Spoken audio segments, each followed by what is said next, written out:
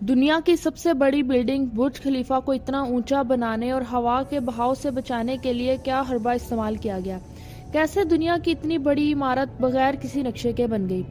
دوستو، آج ہم جانیں کہ دنیا کی سب سے بڑی بلڈنگ کو بننے کے لیے کتنا وقت لگا اور انجینئرز کو کون کون سی مشکلات کا سامنا کرنا پڑا۔ نمبر 1، اس بلڈنگ کو بنانے کے لیے دنیا کے بڑے بڑے انجینئرز کو کہا گیا، لیکن سب نے یہ ذمہ داری لینے سے انکار کر دیا۔ پھر ایک انجینئر ڈیوڈ بریڈفورڈ نے اس بلڈنگ کو بنانے کی ذمہ داری لی۔ نمبر 2، دوسری مشکل یہ پیش آئی کہ دنیا کی سب سے بڑی بلڈنگ کو بنانے کے لیے وقت بہت کم تھا۔ صرف 6 سال کے عرصہ میں اس بلڈنگ کا نقشہ بھی بنانا تھا اور اس کا ماڈل بھی پیش کرنا تھا۔ اس بلڈنگ کے نقشے کو بنانے کے لیے تقریباً 3 سال کا وقت لگ رہا تھا۔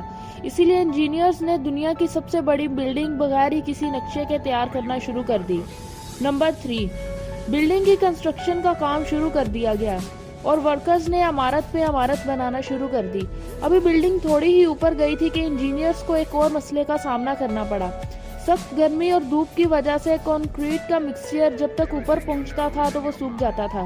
اس کا حل بھی انجینئرز نے نکال لیا۔ بلڈنگ میں کنکریٹ کا استعمال رات کے وقت کیا جائے گا، لیکن تھوڑا اور اوپر جانے کے بعد یہ طریقہ بھی ناکام ہو گیا۔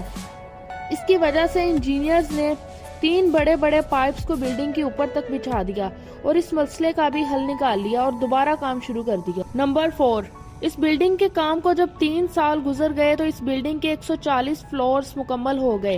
اس بلڈنگ نے اپنے 140ویں فلور پر ہی دنیا کی سب سے بڑی بلڈنگ کا اعزاز اپنے نام کر لیا۔ سبھی ورکرز اور انجینئرز بہت خوش تھے، لیکن ابھی بھی اس بلڈنگ کو مکمل ہونے کے لیے 23 فلورز کی کنسٹرکشن باقی تھی۔ نمبر 5، بلڈنگ کی اونچائی اتنی زیادہ ہونے کی وجہ سے ایک اور مسئلہ یہ پیش آیا کہ تیز ہوائیں اس بلڈنگ سے ٹکرا کر اس کو نقصان بھی پہنچا سکتی ہیں۔ اس لیے انجینئرز نے بلڈنگ کو اوپر سے باریک بنانا شروع کر دیا تاکہ ہوا اس کے آر پار گزر جائے اور اس کو نقصان نہ پہنچ سکے۔ نمبر 6، یہ بلڈنگ اپنی اوپننگ ڈیٹ سے 1 سال پہلے ہی مکمل تیار ہو گئی۔ اب اس میں صرف گلاس پینلز لگانے باقی تھے۔ اس کے بعد کنسٹرکشن کا کام پھر سے دوبارہ زور و شور سے شروع کر دیا گیا۔